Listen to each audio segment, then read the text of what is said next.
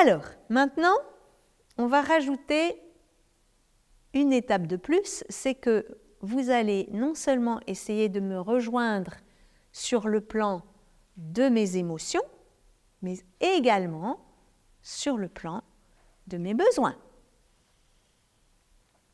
Alors, je vais vous dire une petite phrase et vous allez faire ce qu'on vient de faire, c'est-à-dire me rejoindre au niveau de mes ressentis, me dire « Axel, est-ce que tu te sens comme ça ?»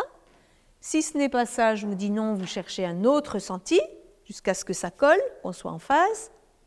Et une fois que j'ai dit oui, on passe un cran plus profond à l'étape des besoins. Et vous essayez de nommer les besoins de ce qui se joue pour moi. D'accord? Alors, je me suis encore cassé une dent.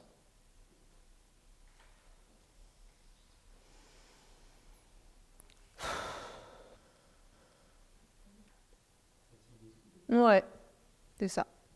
Fatigué, j'en ai marre. C'est la 4e dans l'année. Un coup, et puis avant, c'était je me suis tordu le genou, et puis à un autre moment, j'ai eu un lumbago. J'en ai marre, quoi. J'en ai marre.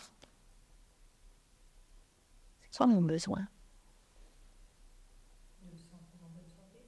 Ben oui, j'aimerais bien quand même avoir un corps qui me lâche pas, quoi, sur lequel, avec lequel je suis tranquille. Ouais. Bien.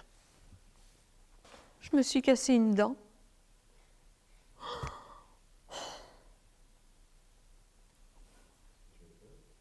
Bah oui, j'ai peur. Parce que quand le dentiste il fait des piqûres, il suffit que je voie l'aiguille pour que je tombe de l'œil. Et puis, en fait, ce qui me fait peur, c'est j'ai peur d'avoir mal, quoi, parce que ça pique. C'est ça qui me préoccupe. C'est la peur de la douleur et la peur de l'aiguille et la peur de la piqûre et la peur de tout ça. Donc, c'est un besoin d'être rassuré par rapport à ma capacité à supporter la douleur. Oui. Et je me suis encore cassé une dent. Non, mais c'est pas possible, quoi. C'est pas possible. Vous verriez mon emploi du temps de ministre, surtout que c'est une grosse dent, donc ça veut dire plusieurs rendez-vous avec une couronne, un machin, un truc. Où je vais le mettre? Des trucs lundi, mardi, mercredi, jeudi, vendredi, et la plupart du temps le samedi, dimanche. J'ai besoin de temps. Ouais. Ouais, c'est ça. D'organisation et de mon temps, d'avoir du temps, bénéficier de temps pour faire les choses. C'est ça.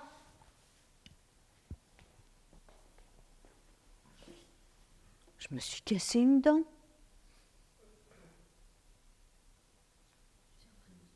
Bah oui, vous savez comment j'ai fait?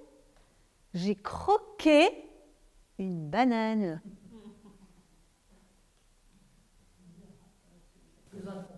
Bah oui. Bah oui. Voilà. C'est quoi le lien entre croquer une banane et me casser une dent? Il y a un truc là, il y a un truc. T'es fêlé, il y avait déjà quelque chose.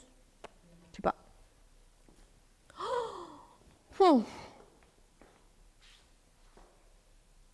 Je me suis encore cassé une dent.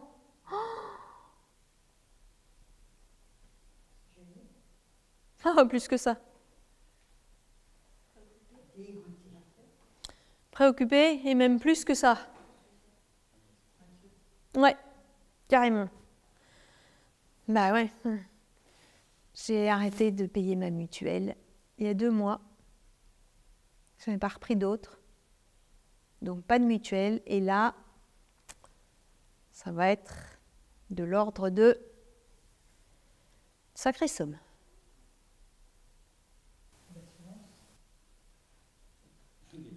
C'est quoi mon besoin?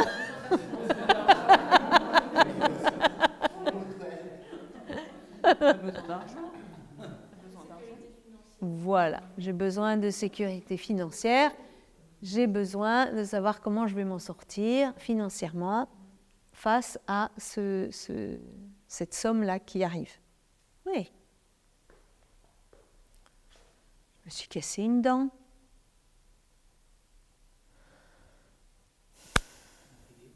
Oui. J'ai un livre avec le sens des maladies, où il y a pour chaque dent le sens. La dent que je me suis cassée, c'est en lien avec la relation à mon père. Mais j'ai l'impression que j'ai fait le tour de la question, quoi. C'est quoi le message? Besoin de sens. Besoin de sens. S'il y a un message, j'ai besoin d'entendre le message.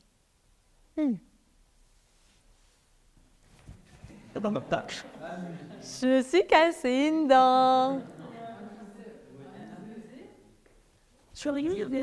Ah, c'est la joie. Oui, la petite souris. Moi, je suis cassé une dent. Oui, parce que demain c'est la photo de classe. Et la maîtresse, elle dit toujours qu'il faut sourire. Mais moi, c'est demain qu'elle a cassé ma dent. Ça va se voir. Puis les photos, c'est pour toute la vie.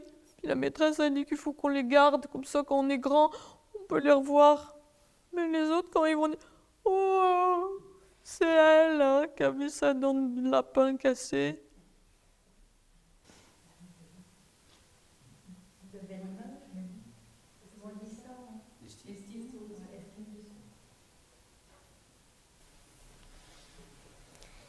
Je me suis cassé une dent.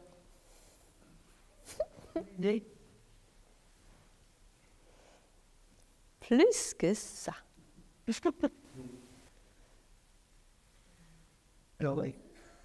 Heureuse, ouais. Que mon dentiste, il est... Et il est célibataire.